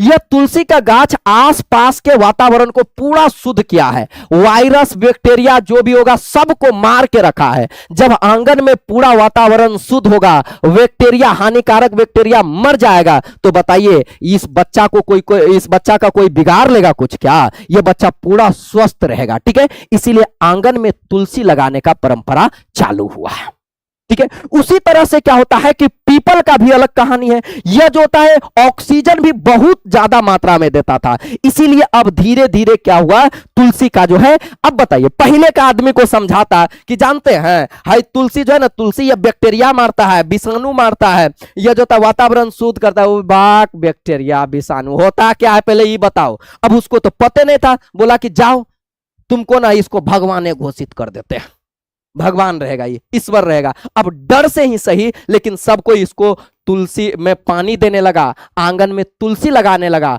और जिससे उसका बाल बच्चा और उसका रक्षा होने लगा, ठीक है। उसी तरह से पीपल का पूजा किया जाने लगा, ठीक है। पीपल का खासियत यह था कि पीपल 24 में 24 घंटा ऑक्सीजन देता है, और पहले के ऋषि मुनि को पता था कि आगे चल के ना 2025 में आदमी सब बहुत शैतान हो जाएगा, वन का कटाई करेगा, पूरा जमीन को काट के खत्म कर देगा। अब जहां जहां जो था ना पीपल है, वहीं वहीं जहां जहां पीपल है वहां वहां कौनो देवता नहीं, तो बजरंगबली का ध्वजा को गाड़ दिया और वहां रहने लगा। अब किसी का हिम्मते नहीं है कि पीपल को काट दे, किसी में हिम्मत है कि पीपल को उखाड़ के फेंक दे। आप देखिएगा घर पर पीपल का गाछ बहुत बड़ा हो जाएगा, लेकिन किसी में इतना हिम्मत नहीं होगा कि उस पीपल के गाछ को काट के हटा दे, नहीं होगा, क्योंकि ऐसा हम लोग को बना दिया गया है कि पीपल नहीं काट सकता है। अब यह पीपल दिन रात ऑक्सीजन दे रहा है, हम लोग का वातावरण को शुद्ध कर रहा है, हम लोग को जिंदा रख रहा है, तो क्या हम लोग का हक नहीं होता है कि इस पीपल का सेवा करें, इस पीपल को पूज दे? क्या यह हम लोग का हक नहीं होता है? क्योंकि हम लोग को, हमारा वातावरण को और हम लोग को यह सुरक्षित रहता है। अब पीपल होता है मोटा, बहुत बड़ा होता है पीपल। अब आदमी क्या करता, कहता कि अरे बाप, पीपल तो बड़ा मोटा गया है जी, एकरा में 10-15 को पलंग निकल जाएगा, पहले एकरे काटो। तो आदमी काटता, पीपल को काट करके पलंग बनाता है। इसीलिए इसमें जो होता है, इसको देवता घोषित कर दिया कि इस पर ईश्वर रहेगा, ठीक है, ताकि हम लोग का सुरक्षा हो। तो सोचिए हम लोग का ऋषि कितना वैज्ञानिक था, जिन्होंने पीपल को बचाने के लिए उस पर देवता का वास करवा दिया, समझे। अब आप आगे बढ़िएगा, आगे बढ़िएगा ना, तो आप देखिएगा कि हम लोग के यहां जो है ना, अगर कोई आदमी मर गया हो, चाहे शादी ब्याह के बाद, देखिएगा ना होम कराएगा, होम जाप सब कराता है। इस तरह से चरखुट्टा इस तरह से बना दिया जाता है यहां पर, ठीक है। चारों तरफ से आदमी बैठता है, ओम स्वाहा स्वाहा इसमें करते रहता है, इसमें, ठीक है। जानते हैं इसका भी खासियत है, जब भी होम जाप होता है ना, तो आम के लकड़ी से होता है। आपको हम बता देते हैं किससे होता है, आम के लकड़ी से। कभी आप नहीं देखोगे कि बांस से कोई कर दे रहा है, कोई बबूल के लकड़ी से कर दिया, कोई शीशम के लकड़ी से, कोई पीपल, ऐसा नहीं होता है। होम जाप जब भी होता है ना, तो आम के लकड़ी से होता है। और आम के लकड़ी जब जलता है ना, तो इसमें से निकलता है एक ये होता है एक एसिड निकलता है, जिसको हम लोग बोलते हैं फॉर्मिक अम्ल, ठीक है, आम्ल से निकलता है, इसमें से, आम से। अब वह अम्ल क्या करता है कि आसपास के जितना भी बैक्टीरिया होता है ना, हानिकारक बैक्टीरिया, सारा बैक्टीरिया को वह मार देता है। इसमें जो दिया जाता है ना, वह घी दिया जाता है। तिल दिया जाता है, और जो भी चीज दिया जाता है ना, तो वो होम जाप का काम होता है कि वातावरण को पूरा शुद्ध कर दे। समझ में आ रहा है? तो वातावरण को शुद्ध करने के लिए होम जाप करने का धीरे धीरे परंपरा बनाया। तो क्या हमारा वैज्ञानिक, हमारा ऋषि आज से कम डेवलप था क्या? आज हम लोग क्या बना रहे हैं? गाड़ी बना रहे हैं, और पूरा गाड़ी से पूरा देश को दूषित कर रहे हैं। पटना में सांस लेने के लिए ऑक्सीजन नहीं बचा है, दिल्ली में तो सांस ले रहा है, तो समझिए वो बहुत बड़ा विद्वान आदमी, जबरदस्ती सांस घुसता है नाक से। समझ में आ रहा है? लेकिन समझिए कि हम लोग का ऋषि मुनि कितना विद्वान होगा जिन्होंने वातावरण को सुरक्षित करने के लिए होम जाप का परंपरा बनाया होगा। लेकिन हम लोग उस सब का कद्र नहीं करते हैं। नहीं, बूढ़ा सूढ़ा आदमी का हम लोग कद्र नहीं करते थे। बहुत वैज्ञानिक था हमारा देश। ठीक है, फिर आगे बढ़ते हैं। यहां से जब हम लोग का होम जाप होना चालू हो गया, ये सब हो गया, तो अब हम लोग क्या करें कि शादी ब्याह में भी हम लोग का अलग अलग परंपरा बनाया। हम अपना ऋषि के बारे में समझ रहे हैं, हम लोग कोशिश कर रहे हैं कि भारत के विज्ञान को समझे, कि भारत का विज्ञान कितना मजबूत था। हम लोग विदेशी विज्ञान को समझते हैं, विदेशी कल्चर को अपनाते हैं। हम लोग का जो कपड़ा बनता था ना, वह कपड़ा भी वैज्ञानिक था। आज का लोग हम लोग का कपड़ा को पूरी रूप से बाहर कर दिया और वेस्टर्न आ गया। अब तो मान के चलिए, आदमी अगर अर्धनग्न न हो तो आदमी बोलेगा ये तो देसी है, ये तो स्टैंडर्ड आदमी हिले नहीं है। वही आधा नंगा हो, बहुत स्टैंडर्ड आदमी, बाप रे मॉडर्न आदमी है। अरे यार, यह भारत की संस्कृति को मारने का साजिश है। और जिस तरह से भारत का संस्कृति, भारत की सभ्यता, भारत के रहन सहन को मारा जा रहा है, उसी तरह से हम लोग भी मारा जा रहे हैं। आज हम लोग का जीना दुश्वार हो गया है। समझे? हम लोग का तो विज्ञान ऐसा विज्ञान था, जो चरक नामक ऋषि जो था, टेक्सोल नामक पौधा से कैंसर का उपचार बताया। और वो भी तब जब कैंसर का दुनिया कौन नहीं जानता था, ये भी नहीं जानता था कि कैंसर नाम का बीमारी होता है। तभी कैंसर का इलाज बताया था हमारा भारत का ऋषि। सुश्रुत नामक जो था, एक ऋषि था हम लोग के, सुश्रुत संहिता में उसका चर्चा किया गया है। जब दुनिया 600 ईसा पूर्व का बात है, यह लगभग जब ईसवी शुरू हुआ था ना, उससे 600 ईस्वी पहले का बात है, कि जब दुनिया जो ना ऑपरेशन का ओ नहीं जानता था ना, शल्य चिकित्सा का सो नहीं जानता था ना, तब हम लोग के यहां एक सुश्रुत नामक वैज्ञानिक हुए, जो नाक और आंख का ऑपरेशन कर देता था। आंख में मोतियाबिंद का ऑपरेशन करने का जो होता है, इसके पास मास्टर हासिल था। आंख का ऑपरेशन करता था। नाक, पहले क्या होता था, पहले के राजा सबको जब हरा दिया जाता था ना, और जो इसो कि अगर कोई गलत काम करता था तो उसका नाके काट लेता था। समझे? अब नाक काट लिया, नाक कटना का मतलब होता इज्जत चल जाना, स्वाभिमान खत्म हो जाना। समझ में आ रहा है? और पहले का व्यक्ति स्वाभिमानी था, उसको मरना पसंद था, लेकिन बेइज्जत होना पसंद नहीं था। तो नाक काट दिया मतलब उसका बेइज्जती कर दिया। अब सोचिए, किसी का नाक काट दिया और वह घूम रहा है, तो कितना खराब लगेगा। तब सुश्रुत क्या किया, नाक का ऑपरेशन करना चालू किया। प्लास्टिक का नाक जो है जोड़ने लगा। समझिए, जहां ऑपरेशन करने के लिए सोच सकते हैं उतना पहले, आज तो एगो छोटा मोटा ऑपरेशन करके कूदने लगता है कि हम बहुत बड़ा डॉक्टर हो गए हैं। और सुश्रुत नामक वैज्ञानिक जो अपना देश का था, अपना भारत का था, जिन्होंने 600 ईसा पूर्व से ही, ठीक है, और जानते हैं लगभग 120 प्रकार का जो था ऑपरेशन करने वाला जितना भी जुगाड़ होता है ना, जितना सामान लगता है, जो भी इंस्ट्रूमेंट होता है, यह अपने से 120 प्रकार का अपने से बनाया था। आज तो हम लोग ऑपरेशन करने के लिए पूरा माइक्रोस्कोप लगाते हैं, अलग अलग टेस्ट करते हैं, और बाद सोचिए जब मशीन नहीं था, उस समय में ऑपरेशन करना कितना कठिन होता होगा। और आंख जैसे चीजों का जो होता है, सुश्रुत जो था ऑपरेशन कर देता था। तो सोचिए हम लोग का विज्ञान कितना डेवलप होगा, कितना डेवलप होगा, सोचने वाली बात है। ठीक है, और आज हम लोग अपने भारतीय वैज्ञानिक पर नाज नहीं करके विदेशी वैज्ञानिक पर नाज करते हैं। फलाना ये कर दिया। पहले हमारा इतिहास पढ़िए, हम लोग का ऋषि मुनियों का इतिहास पढ़िए, और बाद बोलिए किसी का औकात नहीं था कि हम लोग से हाथ मिला ले। ये सब क्षेत्र में इतना जो था, हम लोग का देश डेवलप था। ऐसा ही भारत सोना का चिड़िया नहीं हुआ करता था, इसमें खासियत था। आज तो लोग क्या करता है, खाली लड़ने के चक्कर में रहता है, जाति धर्म यही सब का लड़ाई करता है। डेवलप कहां कर पाता है देश को? ठीक है, डेवलप ही नहीं कर पाता है। यह था हमारा इतिहास। ठीक है, लेकिन इस चीज को हम लोग जानते नहीं हैं। ठीक है, नहीं जानते हैं, और जो इसो कि विदेशी सभ्यता को अपनाते हैं और खुद का नाश करते हैं। ठीक है, सोचिए कितना डेवलप था। अब सोचिए हम लोग का जो था ऋषि मुनि कितना विद्वान हुआ होगा जो शादी में उपटन लगाने का परंपरा बनाया होगा। शादी में आप लोग जानते हैं कि उपटन लगता है, हल्दी लगता है ना। अब सोचिए आखिर हल्दी क्यों लगाया जाता है, उपटन क्यों लगाया जाता है, जानते हैं क्यों लगाया जाता है? पहला तो रीजन यह था कि सुंदर दिखने के लिए, लेकिन साथ साथ दूसरा का रीजन भी है। ठीक है, आप लोग देखते होंगे जब हम लोग के शादी ब्याह में ओपटन लगाया जाता है ना, तो ओपटन घसबो करता है। हम लोग का दादी चाची मम्मी सब जो होता है गानों गाती है, एगो गीत गाती है, हरदिया रे तोरा सदगुण गैबो सुरतिया दी है चढ़ाए। ठीक है, पता नहीं आप लोग के एरिया में यह गीत गाया जाता है कि नहीं, लेकिन हम लोग के यहाँ खूब गाया जाता है, हरदिया रे तोरा सदगुण गैबो सुरतिया दी है चढ़ाए। तो आने की यह सुंदर सूरत चढ़ाने के लिए, लेकिन रियल रीजन समझिए, यह सुंदर तो था ही, दूसरा का जब शादी ब्याह होता है ना, तो अलग अलग जगह से आदमी आता था, समझे। और अलग अलग जगह से जब आदमी आता था तो आदमी के पास रोग भी तो होता था, बीमारी भी तो होता था। जैसे आया कोई आकर के यहाँ चिंटुआ बैठल है, आकर देह पर ओपटन घस दिया, समझे। अब उसको जो उसको ओपटन घस रहा है, और ओकरा अगर बीमारी है तो हाथ के साथ साथ इसमें बीमारी भी तो फैल जाएगा। तब क्या करने लगा, उपटन लगाने से क्या होता है, उसमें जो होता है ना, ये जो होता है हल्दी, जो होता है हल्दी में बहुत सारा औषधीय गुण होता है। और उसके अलावा ओपटन में जो जो चीज मिलाया जाता है ना, वह सब में औषधीय गुण होता है। वह क्या करता है, जितने भी जीवाणु होते हैं, हानिकारक जीवाणु होता है, बैक्टीरिया होता है, उन सभी बैक्टीरिया को मार देता है और लड़का और लड़की को स्वस्थ रखता है। अब सोचिए आप गए हैं ब्याह करने, आप बीए करने गए, घोड़ा पर चढ़ के जा रहे थे, दांती लग के गिर गया, आप सोचिए कैसा मजा आएगा, बताइए। अगर आप में शरीर में पूरा एनर्जी भरा है, आप पूरा स्वस्थ है, तो शादी ब्याह में सबको मजा आएगा, है कि नहीं। सुंदर का सुंदर लगेगा उपटन देखने से, और आप सुरक्षित का सुरक्षित रहिएगा, स्वस्थ का स्वस्थ भी रहिएगा। ये था हम लोग का परंपरा।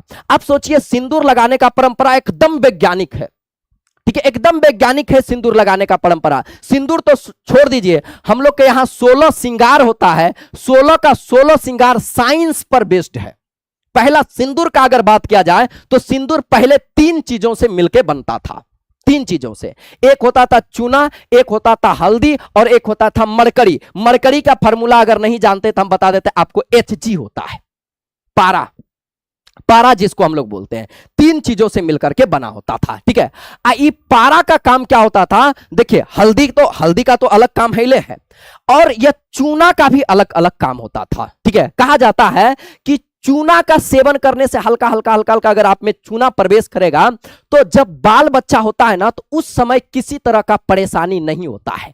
दूसरा का ये सब क्या करता था, हल्दी चूना मरकरी जो होता, मेन रूप से मरकरी, जब शादी करके लोग एक घर से दूसरे घर में जाता था, तो सोचिए लड़की जब दूसरे घर में जाती होगी तो वहां तो केकरो पहचानती नहीं होगी। सोचिए उसके माइंड में कितना तनाव होगा कि कैसन सास होगा, कैसन ननद होगा, पीटेगा कि का नहीं, ये सब मन में चलता होगा, पूरा मानसिक तनाव होगा।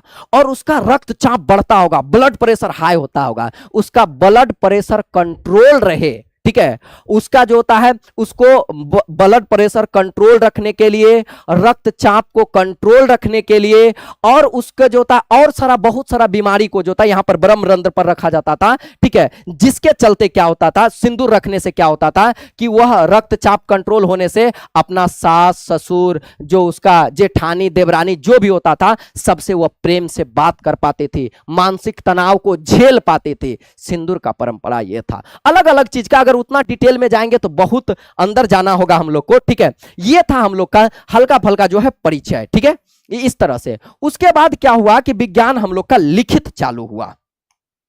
तब क्या होता था, विज्ञान लिखित चालू हुआ। लिखित कैसे चालू हुआ, जैसे मान के चलिए हम जितना बात बताएं, आप क्या इस सारा बात किसी को बता पाइएगा, नहीं बता पाइएगा, कहीं ना कहीं थोड़ा ना थोड़ा मिस्टेक हो जाएगा, रहिए जाएगा, ठीक है। सेम टू सेम नहीं बता पाइएगा। ठीक उसी तरह से अब जो ऋषि मुनि था, यह जब ज्ञान बांटता था, जैसे हमको ज्ञान दिया तो अब हम दूसरा को देंगे, तो जितना हमको गुरुजी दिए थे ओकरा से कम में बांट पाते थे। तो धीरे धीरे जो था लिखने का परंपरा हुआ। अब जो था हम लोग का विज्ञान लिखित होने लगा, ठीक है। अब आगे समझते हैं कि हम लोग का इतिहास क्या क्या रहा, ठीक है। रसायन शास्त्र का परिभाषा हम लोग फिर से समझेंगे, यहां दूध भात वाला परिभाषा है, समझे। इसमें आपको ज्यादा टेंशन नहीं लेना है, ठीक है। चलिए, क्या है परिभाषा? विज्ञान की वह शाखा जिसमें पदार्थ का संश्लेषण, पदार्थ का, केमिस्ट्री किसको कहते हैं?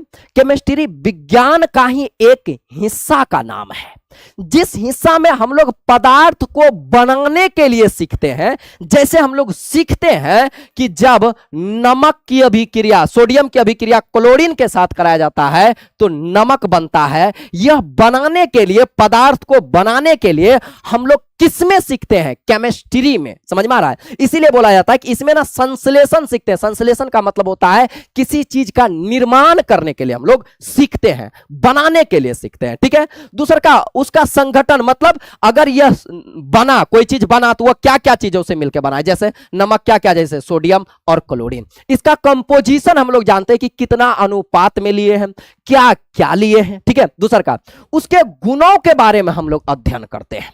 उसका क्या गुण है, कैसा लगेगा, ठोस है, स्वाद कैसा है, सुचालक है, कुचालक है, हर गुणों के बारे में हम लोग चर्चा करेंगे, ठीक है। और उसका अभिक्रिया का अध्ययन जिसमें किया जाता है, तत्वों के गुण, उसका संश्लेषण, संगठन और उसके अभिक्रिया के बारे में जिसमें अध्ययन किया जाता है उसको केमिस्ट्री कहा जाता है, रसायन शास्त्र कहा जाता है। यह हम बोल रहे हैं कि यह गलती से परिभाषा लिखाया है, यह आज हमको पढ़ाना था नहीं, ठीक है। चलिए अब हम लोग बात करते हैं हमारा इतिहास पर, ठीक है। चलिए अब हम लोग अपना इतिहास को समझते हैं। रसायन विज्ञान का विकास दो रोचक वस्तुओं के खोज के प्रयास में हुआ था। रसायन विज्ञान का विकास जो हुआ था, दो चीजों के खोज के चलते हो रहा था। पहला था पारस पत्थर और दूसरा का था अमृत। पारस पत्थर जो लोहा और तांबा को किसमें बदलता था? सोना में। उसी का पारस पत्थर के खोज के चलते जो था विज्ञान का निर्माण हुआ, ठीक है, केमिस्ट्री का निर्माण हुआ। और अमृत के चलते, जिसको पीकर के लोग अमृत प्राप्त करता था, अमर हो जाता था, उसके चलते जो था इसका खोज होता था, ठीक है। चलिए आगे बढ़ते हैं, ठीक है। अच्छा एक चीज आप समझ लीजिए, कहीं कहीं लिखा रहेगा BEC। BEC का मतलब होता है before common era. Before common era को आप हिंदी में लिख सकते हैं ईसवी पूर्व। ईसा पूर्व बोलिएगा, ठीक है। क्या बोलिएगा? ईसवी पूर्व। जैसे हम लोग जानते हैं कि जब ईसा मसीह का जन्म हुआ था, तो ईसा मसीह का जन्म हुआ था, उसके बाद का समय को ईसवी कहा जाता है, और ईसा मसीह के जन्म के पहले का समय को ईसवी पूर्व कहा जाता है। समझ में आ रहा है? तो BCE का मतलब होता है बिफोर कॉमन ईरा, यानी कि ईसवी पूर्व। समझे? इसको बिफोर क्राइस्ट भी बोला जाता है, ठीक है। अच्छा, दूसरा का CE का मतलब होता है कॉमन ईरा, जिसको हम लोग ईसवी भी बोलते हैं। क्या बोलते हैं? ईसवी, ठीक है। यह बात हम आपको हल्का फल्का लिख दिए थे, आगे आपको यह काम देगा। जैसे यहां पुरातन भारत का विज्ञान। पुरातन भारत का विज्ञान का मतलब होता है कि पुराने समय में भारत का विज्ञान कैसा था। पुराने समय में हम लोग विज्ञान को किस रूप में देखते थे? क्या हम लोग का विज्ञान पुराने समय में मजबूत था? क्या हम लोग का विज्ञान पुराने समय में कमजोर था? अभी तो हम बतेबे किए कि कितना मजबूत था, लेकिन किस समय पर हमारा विज्ञान कितना मजबूत था इसको जानेंगे। शुरू में केमिस्ट्री को जो था, पुरातन भारत में केमिस्ट्री को ना रसायन शास्त्र के नाम से जाना जाता था। पहले जिसको आज हम लोग केमिस्ट्री बोलते हैं, उसको पहले रसायन शास्त्र बोला जाता था। उसको रस तंत्र के भी नाम से जाना जाता था, उसको रस क्रिया के नाम से भी जाना जाता था, और उसको रस विद्या के नाम से भी जाना जाता था। पूछेगा कि प्राचीन भारत में, पुराने समय में या पुरातन भारत में रसायन विज्ञान को किस किस नामों से जाना जाता था? तो याद रखिएगा, किस किस नामों से जाना जाता था? रसायन शास्त्र के नाम से उसको जाना जाता था, रस तंत्र के नाम से जाना जाता था, रस विद्या के नाम से जाना जाता था, और रस क्रिया के नाम से जाना जाता था, और रस विद्या के नाम से जाना जाता था। पहले हम लोग को समझना है कि यह रसायन जो है ना, दो शब्दों से मिलकर बना है, एक रस और एक होता है आयन। रस का मतलब होता है द्रव्य, पदार्थ, ठीक है, और आयन का मतलब होता है अध्ययन। ठीक है। विज्ञान की वह शाखा जिसमें हम लोग पदार्थों का अध्ययन करते हैं उसको हम लोग केमिस्ट्री कहते हैं। केमिस्ट्री में पदार्थों के बारे में जाना जाता है, उसके गुण के बारे में जाना जाता है, पदार्थों की संरचना कैसी है उसके बारे में जाना जाता है। समझे? अलग अलग चीजों पर हम लोग पदार्थों का बात करेंगे। ठीक है, अभी नोट नहीं करना है, किसी को भी नोट नहीं करना है। ये सब आपको ऐसे हम जो अपना भारत के विज्ञान के बारे में पढ़ा रहे हैं, कल से आपका चैप्टर चालू होगा, ये हल्का फल्का आपको हम परिचय दे रहे हैं। ठीक है, इसीलिए नोट नहीं करा रहे हैं। जब आपको चैप्टर पर लाएंगे तब हम लिख लिख के पढ़ाएंगे, ये सब लिखा हुआ नहीं रहेगा। ठीक है, तब आपको हम नोट करवाएंगे। ठीक है, चलिए। तो भारत में पहले विज्ञान को इतना नामों से जाना जाता था, रस तंत्र, रस विद्या, रस क्रिया और रसायन शास्त्र के नाम से इसको जाना जाता था। कहा जाता है कि सिंध में मोहनजोदड़ो, आपको पता होगा एक फिल्म आया था मोहनजोदारो। ठीक है, जब खुदाई हुआ तो सिंध घाटी के किनारे एक सभ्यता मिला, एक जगह मिला जिसका नाम था मोहनजोदारो। मोहनजोदारो जो है बहुत पुराना समय का शहर है, बहुत पुराना समय का शहर है मोहनजोदारो। और हड़प्पा सभ्यता, ठीक है, हड़प्पा जो कि अभी पंजाब में है। ठीक है, एक जगह था जिसका नाम क्या था, मोहनजोदारो, और एक का नाम था हड़प्पा सभ्यता। यह हड़प्पा सभ्यता और मोहनजोदारो जो था ना, यह आप लोग इतिहास में पढ़िएगा, और हम कहियो जीवन में इतिहास पढ़े नहीं है मैट्रिक के बाद। ठीक है, मैट्रिक के बाद हम पढ़वे नहीं किए हैं इतिहास। ठीक है, तो हम बता देते हैं कि मोहनजोदड़ो के समय और हड़प्पा सभ्यता के समय जो है, यानी कि आज से बहुत साल वर्ष पहले, महाभारत से भी पहले का घटना है। समझे? वहां जो था ना, वह मोहनजोदारो जो था ना, बहुत पुराना शहर था। कहा जाता है कि यह शहर जो बना था ना, वह मकान का बना हुआ था, मिट्टी का नहीं था, मकान का। यानी कि पहले के आदमी को ईटा बनाने का कला था, पहले के आदमी को सीमेंट बनाने का कला पता होगा, तब ना मकान बनाया होगा। हम लोग थोड़ा सा केमिकल खोज करके आप पूरा कूदने लगते हैं। यानी कि मोहनजोदारो के समय और हड़प्पा सभ्यता के खुदाई के समय भी जो था, उस समय भी जो था, साइंस बहुत डेवलप था। इसका पता तब चला जब ये दोनों का खुदाई हुआ। ठीक है, जमीन खोदने पर पता चला कि हड़प्पा सभ्यता था और मोहनजोदड़ो की सभ्यता था, जिससे यह सिद्ध हो गया कि भारत का विज्ञान जो है बहुत पुराना है और बहुत शक्तिशाली विज्ञान है, क्योंकि यह भारत की घटना है।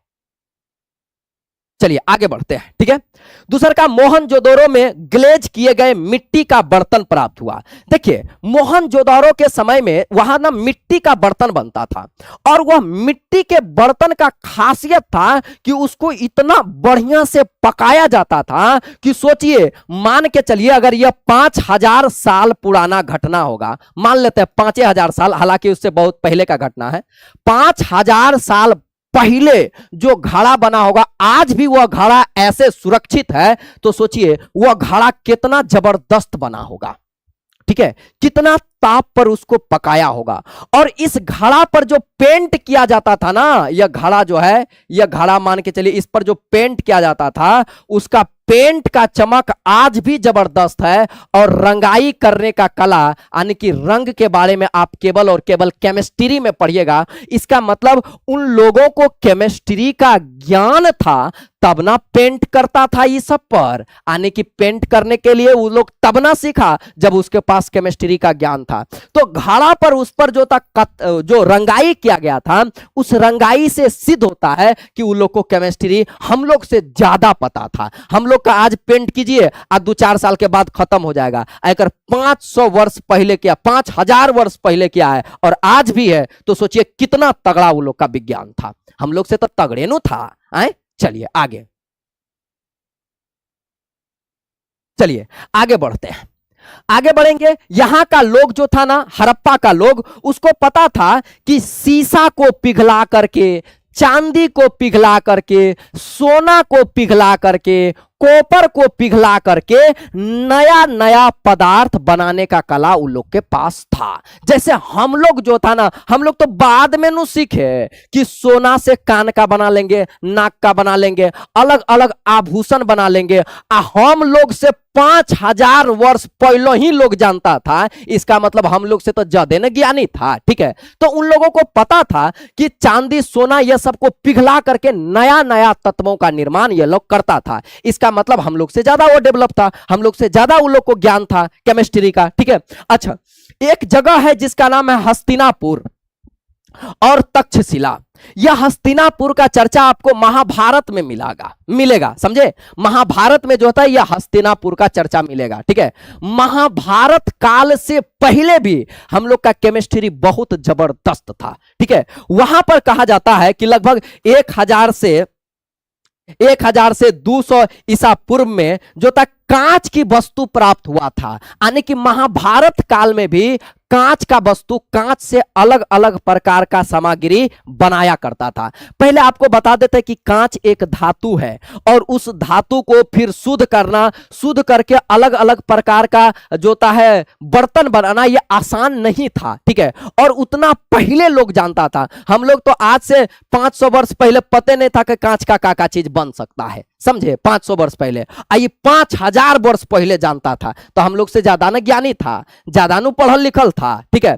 तांबा और लोहा का निष्कर्षण वो लोग जानता था। आज हम लोग पढ़ते हैं, 10 क्लास में आप लोग पढ़े होंगे कि लोहा का निष्कर्षण कैसे किया जाता है, कॉपर का निष्कर्षण कैसे किया जाता है। और सोचिए उस समय लोगों को, उस समय पता था लोगों को कि लोहा का निष्कर्षण कैसे किया जाता है, सॉरी तांबा का निष्कर्षण कैसे किया जाता है, लोहा का निष्कर्षण कैसे किया जाता है, उन लोगों को पहले ही पता था, ठीक है। और उन लोग को यह भी पता था सर हाँ ईसा पूर्व, बिल्कुल जमील, बिल्कुल बाबू, ठीक है।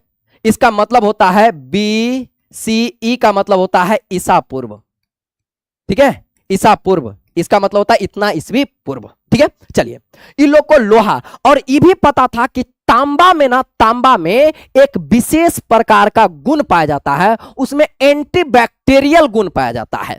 एंटीबैक्टीरियल गुण क्या होता है? ये एक ऐसा गुण होता है जो पानी में से बैक्टीरिया को खींच खींच के मारता है, समझे। यही चलते जो है पानी में कांसा का सिक्का फेंका जाता था। देखते होंगे गंगा जी में जब आदमी जाएगा ट्रेन उरेन से तो पैसा फेंकता है गंगा जी में, समझे। गंगा जी में पहले पैसा इसलिए फेंका जाता था क्योंकि गंगा का पानी पहले पिया जाता था, समझे। आज जैसे यह सिक्का को फेंकते थे तो यह सिक्का क्या करता था, पानी में जाकर के हानिकारक बैक्टीरिया को मार देता था और मार के पानी को स्वच्छ रखता था। तो पानी स्वच्छ रहे इसीलिए उसमें क्या किया जाता था, उसमें जो था सिक्का फेंका जाता था, ठीक है।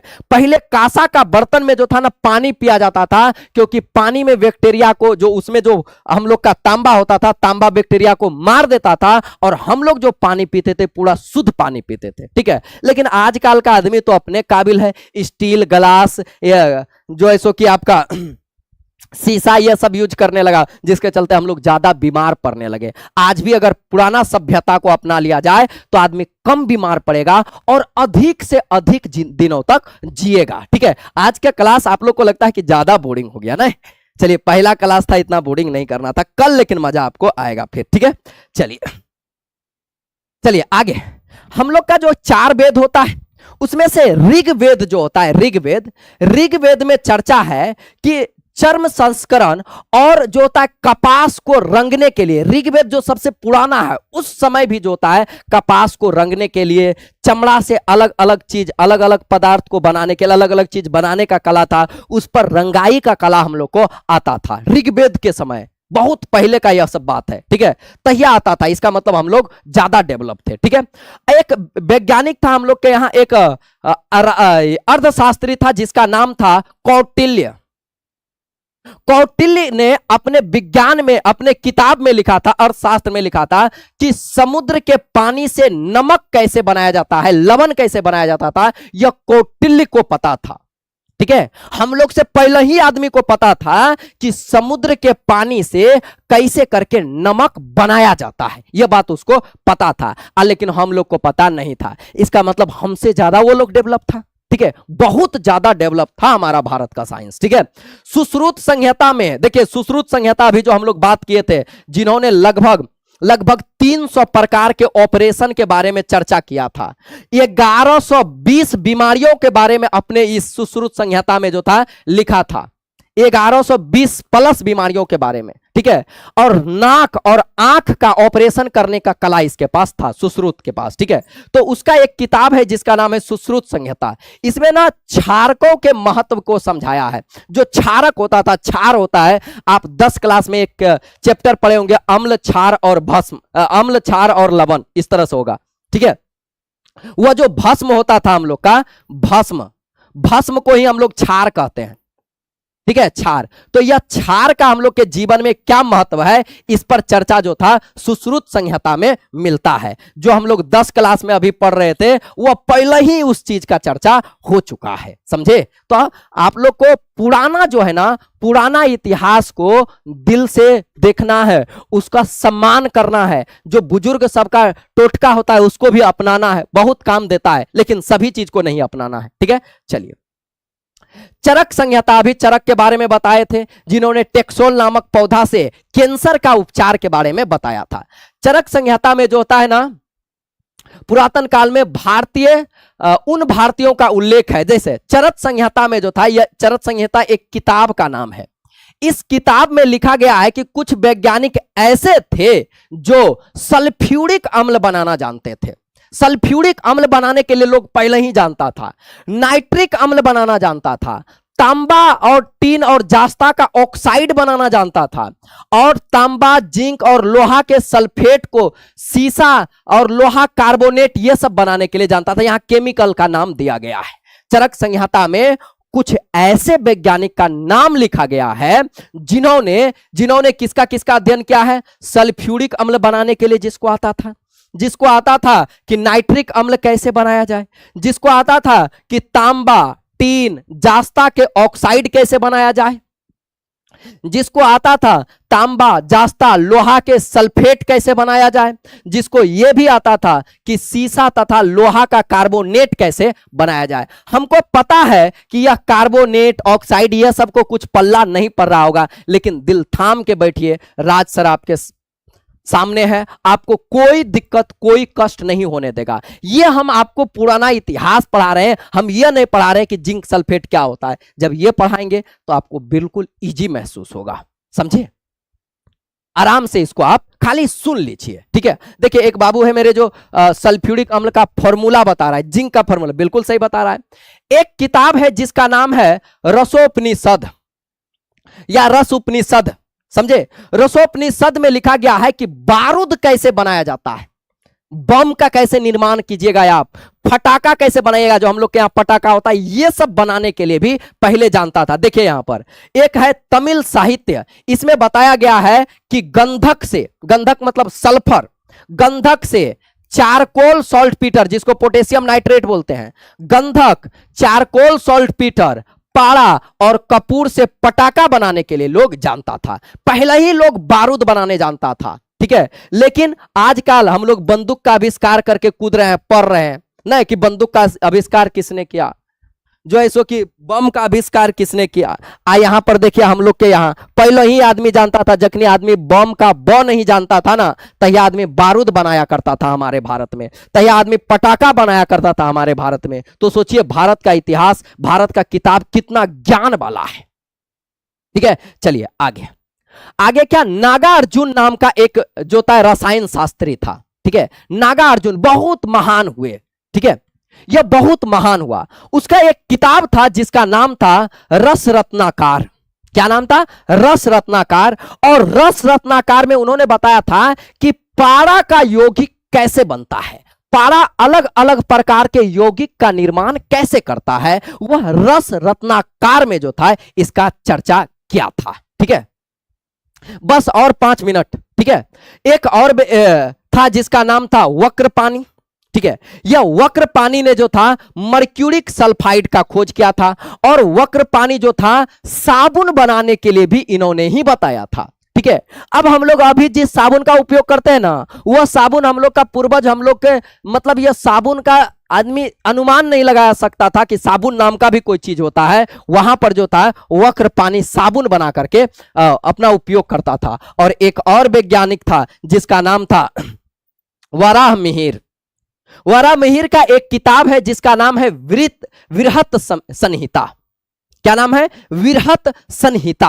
और यह विरहत संहिता में जो होता है छठी शताब्दी में यह विरहत संहिता का लेखन हुआ है। मतलब आपसे पूछेगा कि विरहत संहिता कब लिखा गया था, तो आप बताइएगा कि छठी शताब्दी में लिखा गया था। किसने लिखा था इसको? तो इसको लिखा था वराहमिहिर। ठीक है, वराहमिहिर जो था इसको लिखा था। इन्होंने बताया था कि मंदिर को, दीवारों को, छत को पेंट करने के लिए, इसको पेंट करने के लिए जो अलग अलग प्रकार का लिक्विड होता था उसको कैसे बनाया जाता था, इसका चर्चा वराहमिहिर ने विरहत संहिता में किया था। उन्होंने बताया था कि फल, बीज और जो होता है छाल, पौधा, यह सबको गर्म करके जो है, यह सब के रस से जो है, इन सभी के रसों से हम लोग पेंट करने की वस्तु बना सकते हैं। ठीक है, चलिए यह लास्ट है आपका। विरहत संहिता में जो था, विरहत संहिता में इत्र बनाने की कला बताया गया है। मतलब जो हम लोग परफ्यूम होता है, सेंट होता है ना, सेंट, वह सेंट बनाने के लिए विरहत संहिता में ही इस सब चीज पर चर्चा हो गया था। और यह कांतिवर्धक, कांतिवर्धक का मतलब होता है जैसे एक दांत घसने वाला जो है ना, दांत घसने वाला आप लोग देखेंगे जिसका नाम होगा दंत कांति। ठीक है, दंत का मतलब होता है दांत और कांति का मतलब होता है चमक बढ़ाने वाला। तो यहां पर क्या है? कांति वर्धक यानी कि चमक बढ़ाने वाला।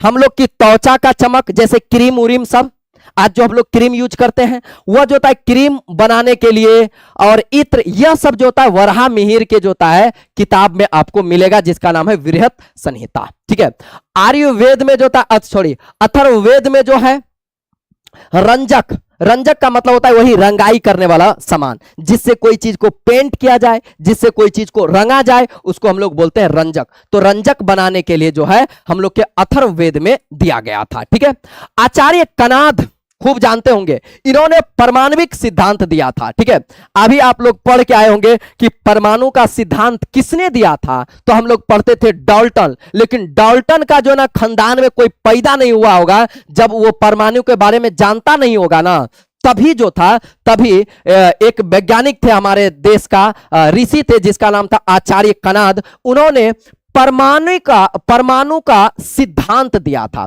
उन्होंने ही सबसे पहले बताया कि परमाणु छोटे छोटे कणों से मिलकर बना होता है, परमाणु अविभाज्य होता है, परमाणु गतिशील होता है, इसको देखा नहीं जा सकता। यह सब पहले बता दिया था कौन? आचार्य कनाद। ठीक है, और चरक संहिता में भारत का जो था सबसे पुराना आयुर्वेद ग्रंथ है, आयुर्वेद का ग्रंथ है, आयुर्वेद का ग्रंथ है। समझ में आ रहा है?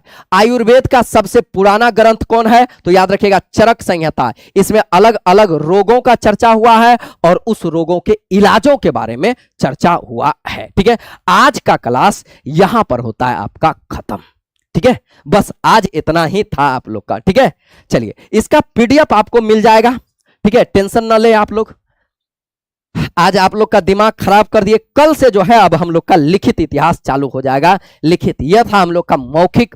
भारत का जो था गौरवशाली केमिस्ट्री के बारे में हम लोग पढ़े कि भारत में जो था केमिस्ट्री पहले कितना डेवलप था, केमिस्ट्री का उपयोग कैसे कैसे किया जाता था, क्यों होम जाप का परंपरा बनाया, क्यों पीपल को पूजा जाता था, क्यों तुलसी का पूजा जाता है, क्यों नमाज पढ़ा जाता है, प्रणाम कैसे किया जाता है, सिंदूर क्यों पहना जाता है, 16 श्रृंगार क्यों होता है, पानी में जो होता है सिक्का को, जो तांबा का सिक्का था, क्यों फेंका जाता था। इन सब चीजों पर हम लोग चर्चा किए। जल क्यों चढ़ाया जाता है, जल चढ़ाना भी साइंटिफिक है। ठीक है, इन सब चीजों पर हम लगभग चर्चा कर चुके हैं। ठीक है, फिर मिलेंगे कल, और कल जो है आपको हम लिखाएंगे, वहां से आपका शुरू होगा कि विज्ञान किसे कहते हैं। यह सब तो पहले का बात है, अब ना आया तब विज्ञान का परिभाषा दिया। तो कल हम लोग पढ़ेंगे कि विज्ञान किसे कहते हैं, विज्ञान के कितने भाग होते हैं, उसमें से केमिस्ट्री किसे कहते हैं। ठीक है, केमिस्ट्री का फादर कौन है, केमिस्ट्री को विज्ञानों का विज्ञान क्यों कहा जाता है, यहां से अब स्टार्ट होगा। यह पहला क्लास मेरा ऐसे ही चलता है। ठीक है, आप लोग बोर इसलिए हो जाते हैं क्योंकि आप सामने नहीं है। ठीक है, और आप इंजॉय नहीं कर रहे हैं। ठीक है, चलिए तो आज हम लोग पढ़े कि भारत का गौरवशाली केमिस्ट्री कैसा था। आप सभी जाइए, स्वस्थ रहिए, मस्त रहिए और अपने अपने पढ़ाई में आज से ही लगे रहिएगा। ठीक है, क्योंकि अच्छा करने के लिए पहला दिन से ही आपको तैयारी करना होगा। पहला दिन उसी तरह से जिस तरह से अंतिम दिन हो, उस तरह से भीड़ करके आपको पढ़ना होगा। ठीक है, चलिए चलिए चलिए बाबू, अब यहीं पर आप सभी को शुभ संध्या। आप आगे और अच्छा तरह से, और कल जो है आपका क्लास का आप लोग टाइमिंग जान लीजिए। क्लास का टाइमिंग जो है वह आपका 5:30 बजे है बाबू। 5:30 बजे आप लोग को जुड़ना है। ठीक है, और कल आपका जो था यूट्यूब पर क्लास होगा, यूट्यूब पर। और उसका बाद का जो क्लास होगा, उसके बाद जो क्लास होगा यानी कि इससे आगे जो क्लास होगा वो आपका एप्लीकेशन पर होगा। ठीक है, सभी को बाबा टाटा, मिलेंगे फिर कल संध्या 5:30 बजे।